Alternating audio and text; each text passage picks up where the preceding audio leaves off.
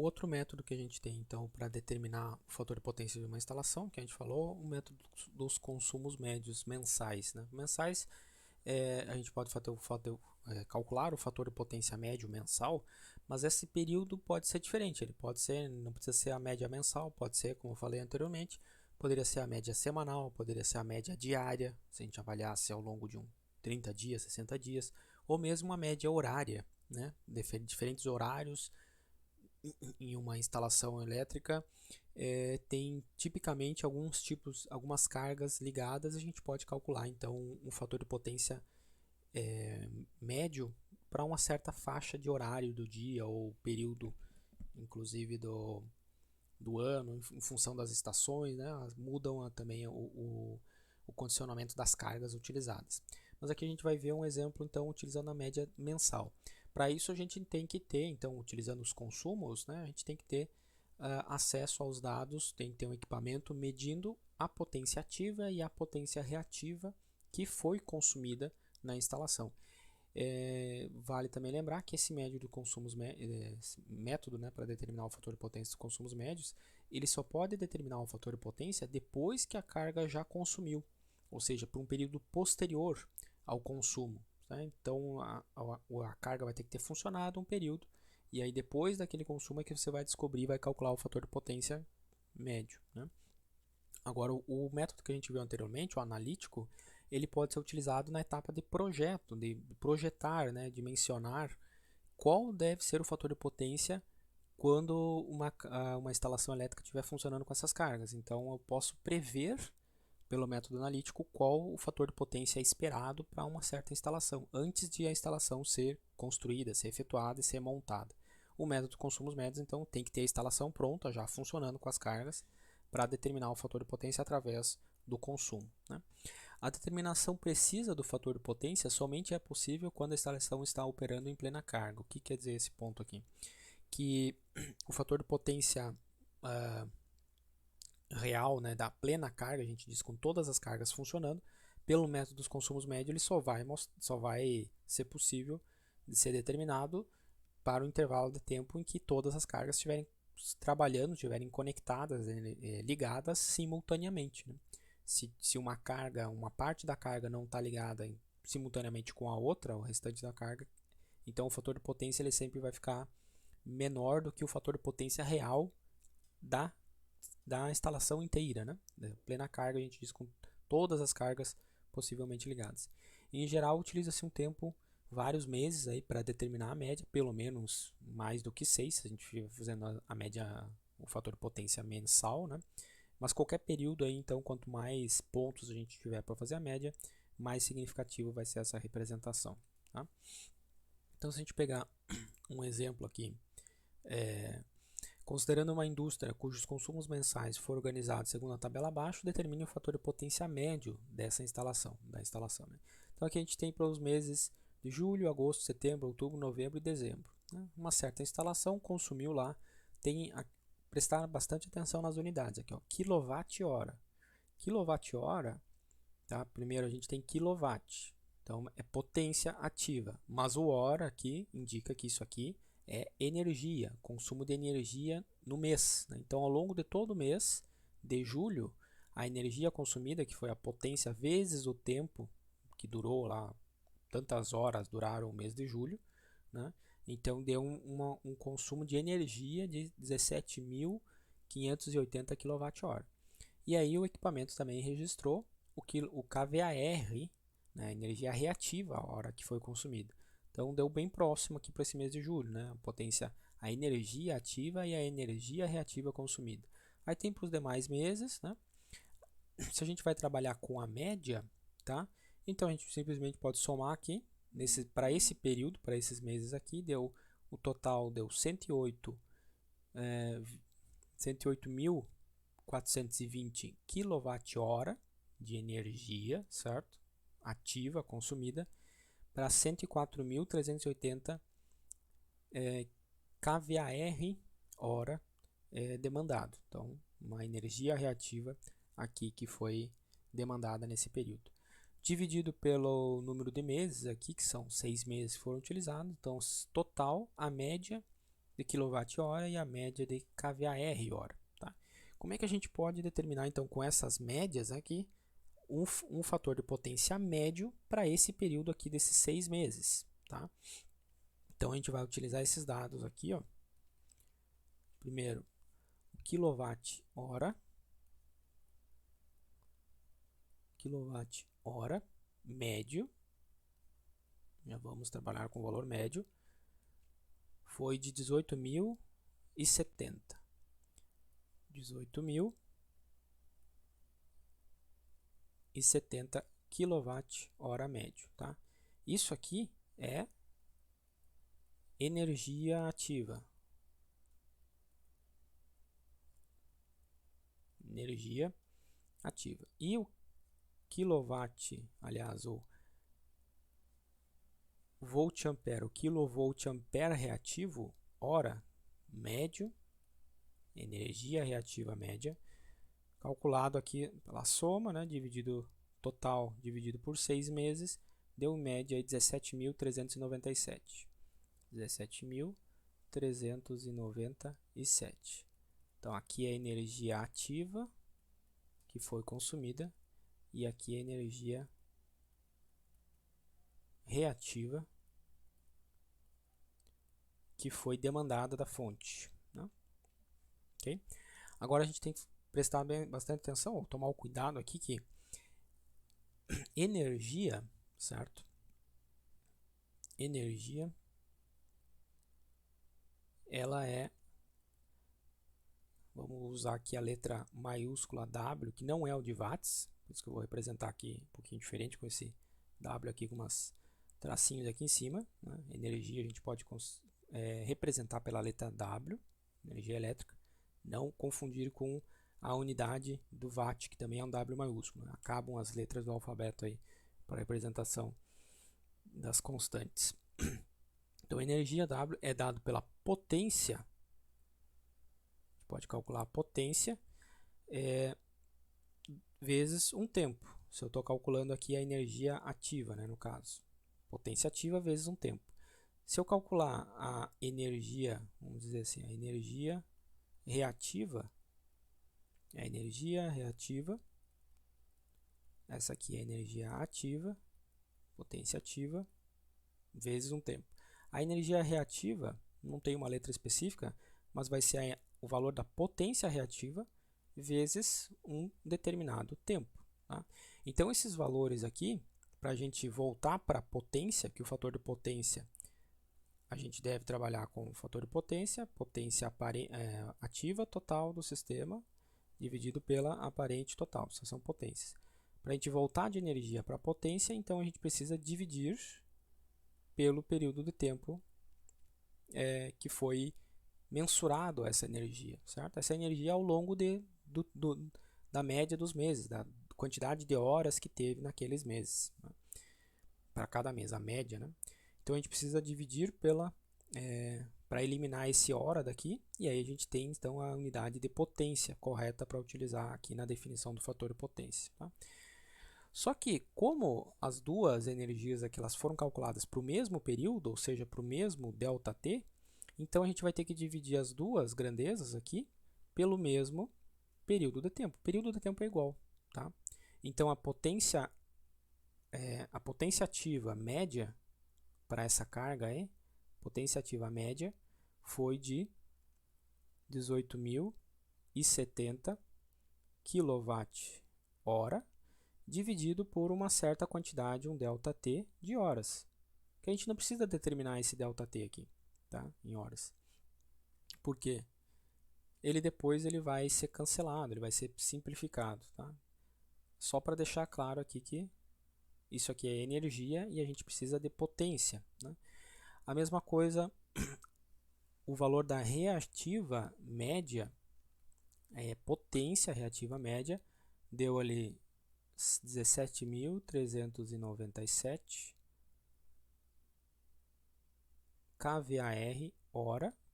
E aí, então, para ter a potência, esse aqui é a energia, para ter a potência a gente deveria dividir pelo período de tempo em horas também. Para cancelar as horas aqui, e aí obter a unidade correta, a grandeza, que é kW de potência ativa e kVAR de potência reativa. Beleza? Tá? Agora a gente precisa definir, só que a gente não sabe esse ΔT, a gente não vai precisar definir ele. Tá? A gente precisa calcular o S. Qual que é o S médio? Potência ativa não, potência aparente média. Bom, a gente vai calcular pelaquela relação da soma dos quadrados. A potência média ao quadrado, potência ativa média ao quadrado, mais a potência reativa média ao quadrado, soma esses dois termos aí elevado ao quadrado e tira a raiz. E a gente vai ter a potência média. Só que o que a gente precisa fazer formalmente, né, de forma correta? É elevar tudo isso aqui ao quadrado. Então a gente vai ter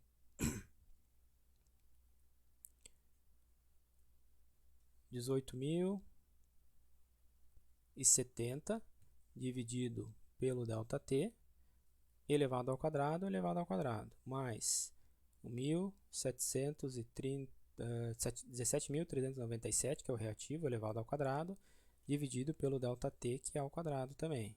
Né? Aí aqui a gente tem a mesma base, né? Então pode colocar aqui num termo em comum. Então é a raiz de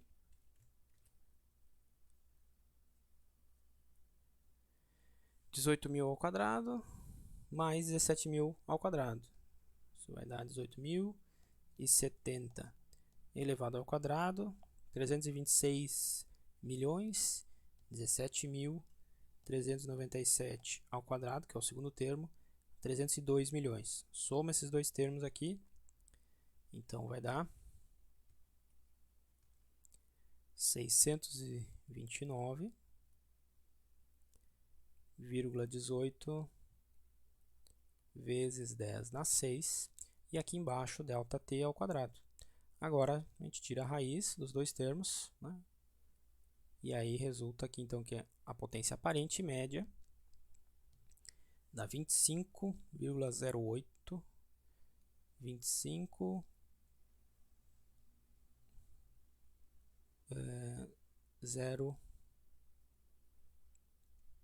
083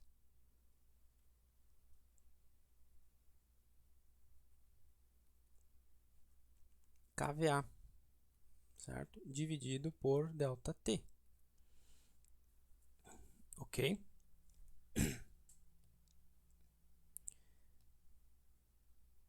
$8.070, isso aí.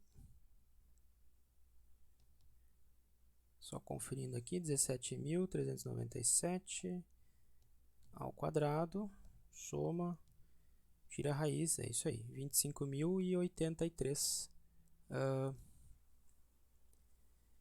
kVA.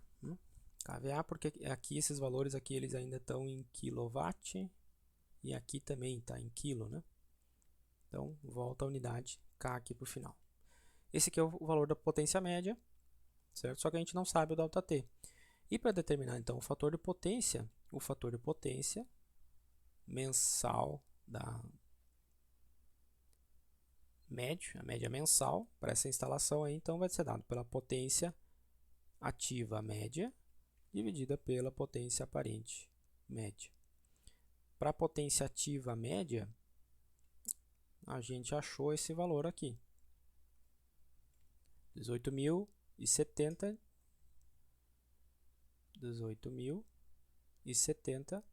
dividido por ΔT, isso aqui em quilowatts, e a potência aparente média deu 25.083, também dividido pelo mesmo ΔT, porque a gente está fazendo a média para os mesmos 6 meses, né, para a média mensal. Então aqui, né, no final das contas, a gente não precisava ter carregado esse ΔT desde lá do começo, não seria necessário, vamos dizer, se a gente tivesse ciente que o que a gente está trabalhando aqui é com valores de energia, mas dividido por ΔT é o que é formalmente, corretamente, né, a potência ativa e a potência aparente. Tá?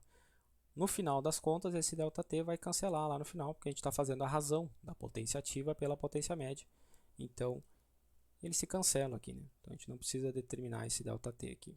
Tá? mas para vocês terem aí, né, ficarem cientes de que essa grandeza aqui, que foi medida em kWh, é diferente de não é uma potência, é sim uma energia. Se a gente dividir pelo tempo de horas que foi esse consumo, aí sim a gente tem a potência média para aquele período. Tá?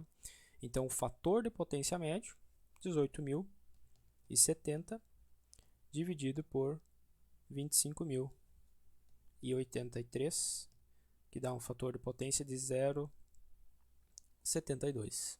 0,720. Tá? O que não é um fator de potência muito bom, não. Também é um fator de potência baixo para uma instalação. Se é uma instalação industrial, aqui vai pagar vai pagar multa por excesso de potência reativa. Né?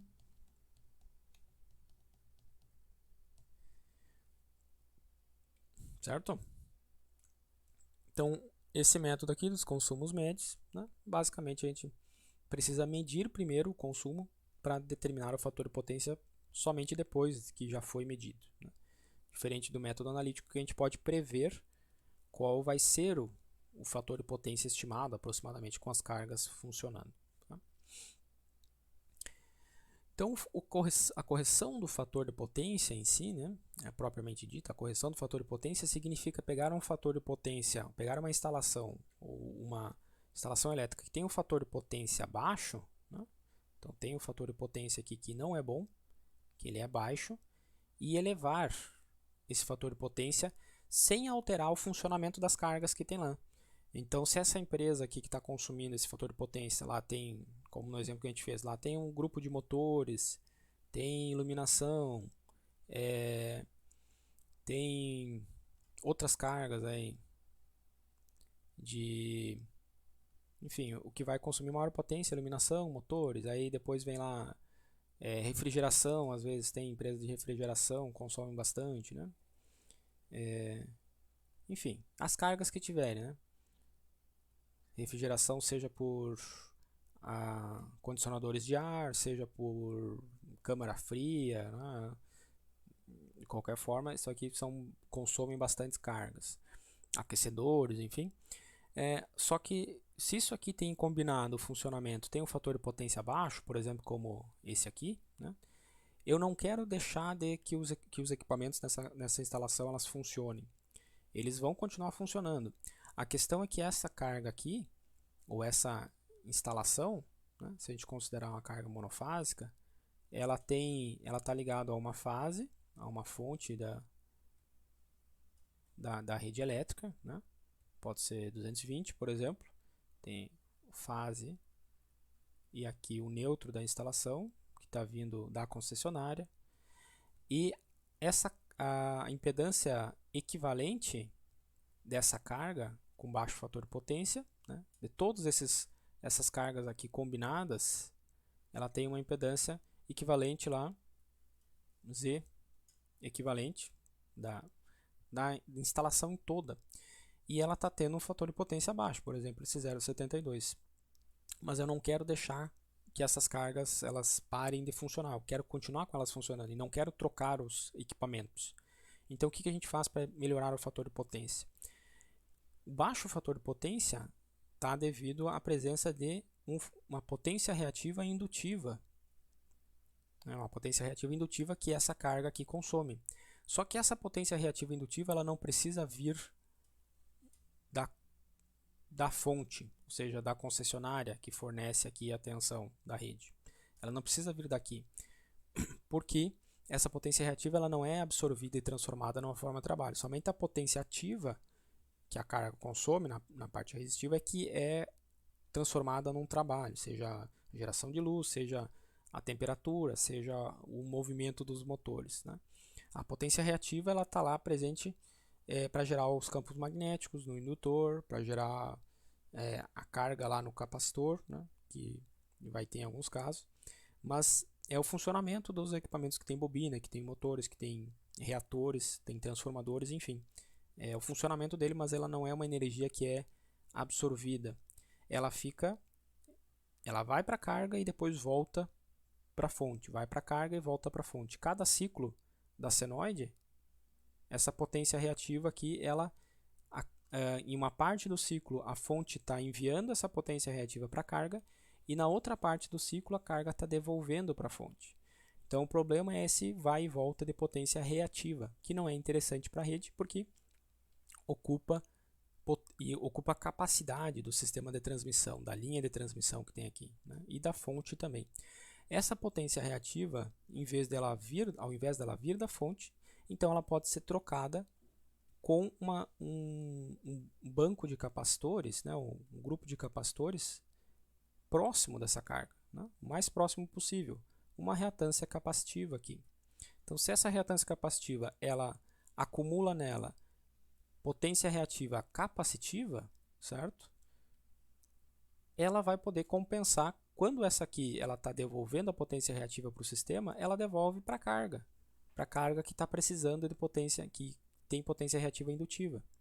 Então elas ficam trocando o banco de capacitor, ou os capacitores, a reatância capacitiva, ela vai ficar trocando energia com as cargas que estão nessa instalação, certo? Então o banco de capacitores é uma solução viável para suprir essa potência reativa indutiva que a carga precisa para funcionar, sem que ela precise vir da fonte. Uma vez que esse banco ele for carregado, ele vai ter que vir da fonte, mas só uma vez. Né? Uma vez que o banco do capacitor ele é energizado, então ele consome energia sim vindo da fonte, mas isso aqui acontece só uma vez. Quando ele ficar carregado, ele vai ficar carregado somente com potência reativa, certo? Capacitiva. Então aí ele começa a poder suprir a potência reativa que todas as cargas indutivas lá desse sistema precisam. Obviamente que se a gente só vai ter um fator de potência igual a 1 aqui, o fator de potência ideal, né, igual a 1, se esse banco de capacitor ele tiver exatamente a mesma potência reativa que todas as cargas somadas funcionando naquele instante. Mas a gente não precisa ter um fator de potência igual a 1, mas pode ter um fator de potência 0,95 já está muito bom para uma instalação, 0,98, né? Basta que essa potência reativa capacitiva que ela seja próxima do valor da indutiva que está funcionando naquele momento, e aí o fator de potência já é elevado. Tá? E todas as cargas que estão funcionando lá, né, nessa instalação, elas vão continuar funcionando normalmente, certo? Isso não gera um aumento de consumo da fonte aqui, que é a concessionária. Pelo contrário, a potência ativa vai continuar vindo da fonte, a potência ativa continua vindo daqui, só que a potência reativa, então, ela pode vir daqui. Né?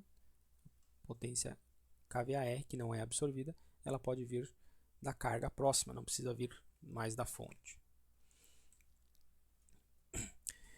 Então, a correção do fator de potência a gente quer elevar, quer aumentar o fator de potência para o mais próximo de 1 possível. Né? O ideal é o fator de potência unitário, quer dizer que é o melhor aproveitamento de energia, de potência, vindo da fonte para a carga, que vai consumir e vai transformar aquela potência toda no trabalho que aquele equipamento é feito para realizar. Outras formas também de melhorar o fator de potência é desligamento da rede de motores operando em vazio. Tá? Motores que não têm carga nenhuma acoplada no eixo, então a gente fala que eles estão operando, estão ligados a vazio, sem carga, eles têm um fator de potência muito ruim, né? Aliás, assim, muito baixo. Né?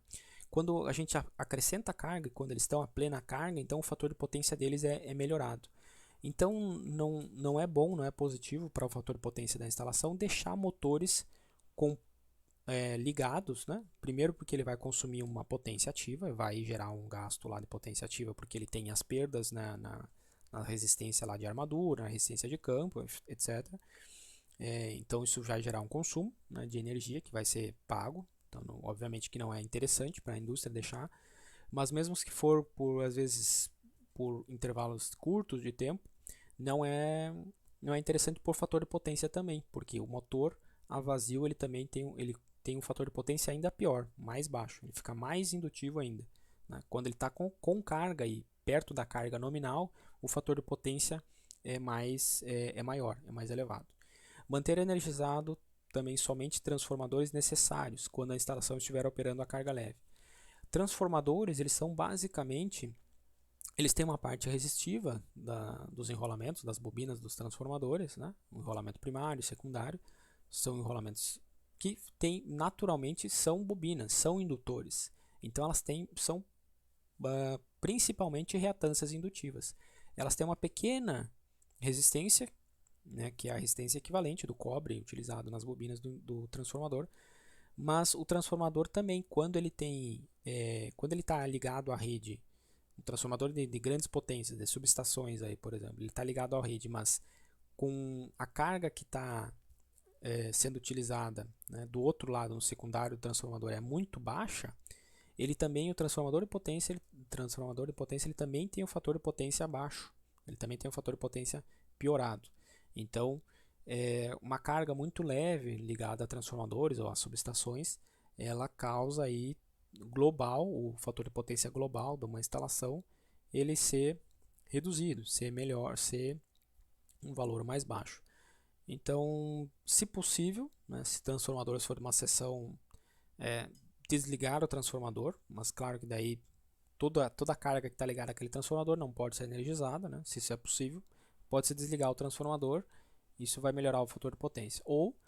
E também não utilizar transformadores superdimensionados, né, por exemplo, uma instalação ela vai precisar de uma potência de 100 kVA, potência aparente, e a gente utiliza um transformador de 500 kVA, que a potência do transformador é 5 vezes maior do que a que realmente vai ser consumida, né, na média pela instalação. Isso também não é bom porque o transformador fica com uma carga muito pequena, uma carga muito leve, ele vai gerar uma potência reativa, ele vai consumir uma potência reativa alta pelo porte do transformador, tendo uma potência ativa baixa para aquela carga conectada, né? É um superdimensionamento. Então isso também vai contribuir para o fator de potência ser piorado.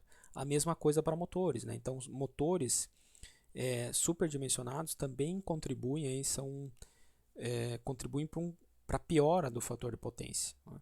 A gente tem um motor, por exemplo, de 15 CV, né? E a carga que esse motor movimenta, né? A carga acoplada a esse motor é muito pequena para essa potência. Então o motor está mal dimensionado. A potência do motor, a potência mecânica que ele fornece é muito grande para a carga que efetivamente está conectada a ele. Então isso também gera um fator de potência mais baixo. Então substituir motores pela um motor de potência mais próximo possível da carga que ele realmente vai movimentar, que a carga que vai ser conectada a ele, né? E aí, conforme a gente mencionou, outra forma de corrigir, né? Esse aqui são práticas, essas três aqui são práticas que apenas controlando ou dimensionando bem os equipamentos já melhoram o fator de potência, né? Mas também aí para correção em si pode ser feito o que é bastante empregado, aí a utilização de banco de capacitores conectados às instalações, dependendo e aí o banco de capacitor ele é dimensionado, a gente vai ver como é que dimensiona um banco de capacitores em função da potência reativa e indutiva que a instalação tem antes da instalação dos bancos, sem a presença dos bancos, só com as cargas, né? Então os capacitores, esses bancos de capacitores, eles são formados por capacitores convencionais monofásicos, que vocês já viram em laboratório, só que claro, capacitores de maior porte, né? Então potências não, tensões nominais de 400, 600 volts, né? E cada capacitor, então, a gente vai ligando capacitores em paralelo e vai aumentando a capacitância deles. E aí a gente tem o que a gente vai conectando, aumentando o número de capacitores para aumentar a capacitância. Isso vai aumentar o quanto ele pode suprir de potência reativa capacitiva para uma instalação, né? E aí a gente constrói então as chamadas células capacitivas, que basicamente tem uma unidade capacitiva, que é a unidade fundamental, vamos dizer, é um modelo de capacitor e ele é dividido em células. Então uma célula aqui, por exemplo, foram conectadas três capacitores, né, para uma célula, e ainda cada capacitor aqui pode estar conectado a uma das fases, então pode ser também uma célula trifásica. Esse banco de capacitor vai corrigir uma instalação trifásica, né? Então, se a gente precisar de mais energia mais energia reativa capacitiva, vai aumentando aqui o número de células capacitivas que vão ser necessárias para essa instalação. Então, a gente pode ter lá, tem os quadros de capacitores, ó, com um número X de capacitores, células capacitivas aqui conectadas, né? E conforme a demanda de energia de potência reativa que a instalação está funcionando, esses bancos de capacitores eles vão sendo ligados um a um aqui para aumentar então a potência reativa capacitiva que eles podem fornecer, suprir para as cargas, né? Aqui a gente tem um painel de banco de capacitores, um quadro geral de baixa tensão, né? QGBT quadro geral de distribuição de baixa tensão, de uma subestação de 2000 kVA. Tá? Então aqui tem uma célula células de bancos de capacitores. Né? Aqui é outra imagem mostrando os capacitores podem ter tamanhos diferentes. Esses capacitores são geralmente controlados, aqui eles podem ser ligados e desligados da rede através de relés, né? Relés eletromecânicos. E a gente tem quadros de capacitores também automáticos, ligados a um CLP, por exemplo, e ele vai medir instantaneamente. Então, se tem os equipamentos medindo a potência ativa e a potência reativa instantânea da instalação, esse equipamento pode determinar instantaneamente, nesse momento, né? Não interessa o que está ligado às cargas, mas ele está vendo que da subestação lá está saindo uma corrente e uma tensão suprindo a instalação, e a defasagem de ângulo aí dessa corrente dessa tensão gera lá um fator de potência global que está lá em 0,9. Deu 0,9 o fator de potência instantâneo.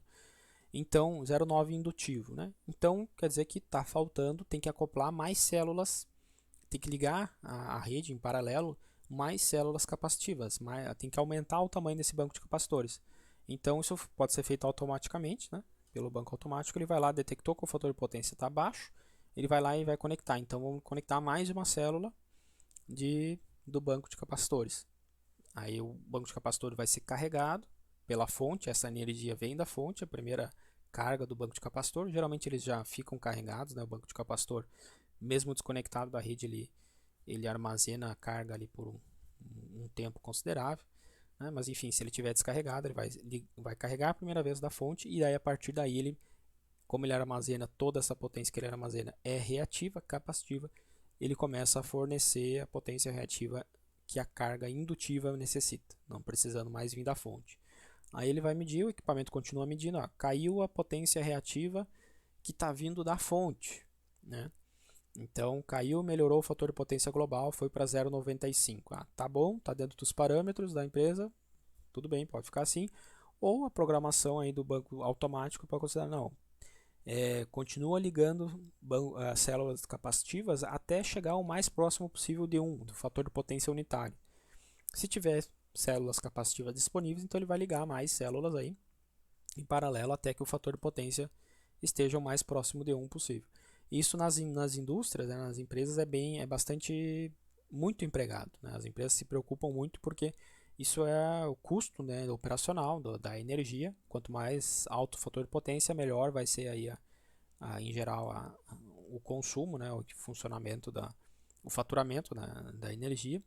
E então é muito comum aí você nas instalações que têm a correção do fator de potência por bancos automáticos, a indústria toda está funcionando ali globalmente com um fator de potência lá na casa dos 0,99, 0,98, alguma coisa, 0,99, né? Bem próximo do 1, realmente. Né? Então é bastante eficiente esses bancos capacitores automáticos e são muito empregados na indústria. Tá? E a correção do fator de potência ele pode ser feita do lado da baixa tensão, mas também do lado da média ou alta tensão. Né? Por exemplo, se a gente representar aqui somente na forma de um diagrama unifilar, né? A gente tem, representando por um diagrama unifilar, tem a rede de abastecimento aqui de média tensão, tá? Média tensão vindo da concessionária. Por exemplo, no nosso caso aqui vem da Celesc, tá? Então a Celesc está mandando aqui, tá? Vamos pensar lá no nosso campus, tá? A tensão que chega é de, se eu não me engano, é de 13,8 kV. Não sei se é 13,8. Tem algumas linhas aí que são de 23,4 Eu não lembro ao certo, mas vamos supor que seja 13.8 kV. Tá? Essa linha, aqui estou representando unifilar, né? Uma ação trifásico. Ela chega na subestação, aquela casa-mata que tem do lado da BR-470, entre o estacionamento, entre o prédio e a 470, tem a subestação, lá dentro da subestação tem o transformador de potência, né? Que tem um primário que recebe a média tensão da 13.8 e o secundário desse transformador, que é trifásico, ele rebaixa então para 220 volts por fase, certo? E essa tensão de 220, então, ela é conectada lá para dentro do campus, vai lá para os circuitos internos todos, né, de iluminação, dos ar-condicionados, do servidor, da TI, enfim, para toda a carga que está lá dentro da instalação, certo? Então a potência, ela faz esse caminho aqui, potência ativa, né, ela vem para cá, que está sendo consumida, e a potência reativa também. A potência reativa está vindo, e para cá a gente tem a geração, né? Aqui a gente vai ter lá na outra ponta, tem a geração, uma usina. O gerador, geralmente ele vai fazer aqui, no meio da transmissão, ele também vai ter um transformador para elevar a tensão. Vamos dizer que ele está, se for um gerador, geralmente no meio do caminho que a gente tem o gerador, ele produz em 13.8 também, e daí eleva para 220 mil, né, as linhas de transmissão entre as cidades, essas linhas de transmissão de maior porte que a gente vê na estrada aí quando a gente sai para viajar, né? Mas vai ter a geração aqui, vai ser um nível de tensão, ele vai subir no transformador, depois ele transmite pelas linhas e vai chegar lá no ponto de consumo e vai na subestação própria da instalação elétrica, vai rebaixar para o nível de tensão que vai ser utilizado, né? A carga, ó, a potência, ela vem daqui, né? Ela passa pelo transformador, ela vem a mesma potência, certo? Mesma potência reativa e ativa, ela vem por aqui, né? Só que aqui, ó, a potência ativa, né, ela pode ser dada pelo produto da tensão e da corrente, vezes o cosseno, que é o fator de potência dessa carga. Se aqui a gente tem uma baixa tensão, né, lembrem que a corrente aqui ela vai ser bastante elevada, né? Então, se a tensão é baixa, a corrente de toda essa carga aqui é elevada. O transformador, o que ele faz? Ele eleva a tensão, né, mas na mesma proporção a corrente é diminuída. Então, aqui a gente tem a corrente 2, vamos dizer que é a corrente do secundário, e aqui a gente tem a corrente 1. A corrente antes do transformador ela é um valor muito baixo. Então, se aqui reduziu, por exemplo, esse transformador a relação de transformação dele é de 13.800, né, para 220, então uma relação de 62,7 para 1. Né? Então, um transformador que o primário chega a 67 volts, para cada 67 volts que tem no primário, é produzido só 1 volt no secundário. Então, essa aqui é a relação de transformação, né? A corrente ela segue essa mesma transformação, só que inverso. Então, se aqui tem uma corrente de 67 amperes circulando no lado de baixa tensão, a corrente aqui desse lado vai ser uma corrente de 1 ampere apenas. Então, a potência ela fica, enquanto a tensão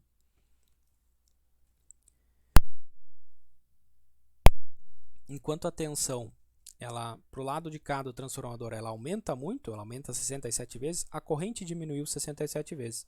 Então, a potência aqui desse lado é a mesma potência do lado de baixo, né? Ou seja, a potência do lado de alta tensão é a mesma potência do lado de baixo. Por isso que o fator de potência ele não fica alterado. Na realidade, na prática, o próprio transformador ele vai ter ele vai acrescentar uma potência, porque os enrolamentos do transformador têm uma resistência equivalente e o próprio transformador também tem uma reatância indutiva. Então, a potência reativa desse lado aqui, no lado de média tensão, ela vai ser ainda um pouquinho maior do que a potência reativa do lado de baixa tensão. A potência ativa também aumenta pouca coisa, porque essa resistência aqui é mais baixa, né? Mas a reatância indutiva do transformador não é tão desprezível, ela contribui aqui para o aumento da potência reativa antes do transformador. Então, a correção do fator de potência ela pode ser feita aqui, né? A carga pode estar ligada a um banco de capacitor, um BC desse lado. Então a gente diz que o banco de capacitor é do lado da baixa tensão, ou o banco de capacitor ele também pode estar conectado aqui na subestação do lado da média tensão. Então ele pode estar conectado aqui, por exemplo. Então a gente daí tem capacitores que estão ligados lá do lado de alta tensão ou de média tensão aí pela classificação do grupo de transmissão, tá?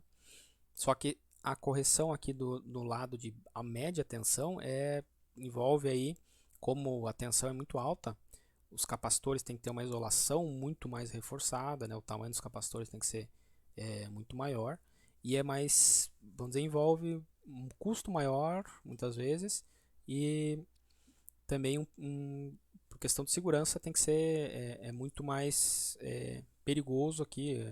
Um banco de capacitor tem que estar dentro da subestação, tem que estar protegido, porque um capacitor pequeno, né, se ele entra em curto-circuito, ele dá um estouro, um capacitor de eletrônica pequeno, imagina um capacitor de média tensão para esses níveis de tensão aqui, né, é bem mais perigoso. Mas pode ser feito, né? Aí depende do projeto, aí, o custo do projeto. Então, os capacitores de média tensão, né, eles estão encapsulados aqui dentro de uma proteção, tem isoladores aí de porte bem maior, né, para suportar esses níveis de média tensão, mas só para exemplificar aqui que a correção do fator de potência pela inserção do banco dos capacitores também pode ser feita do lado de média tensão, média ou alta tensão, né? Ou seja, do lado antes da subestação de uma instalação industrial.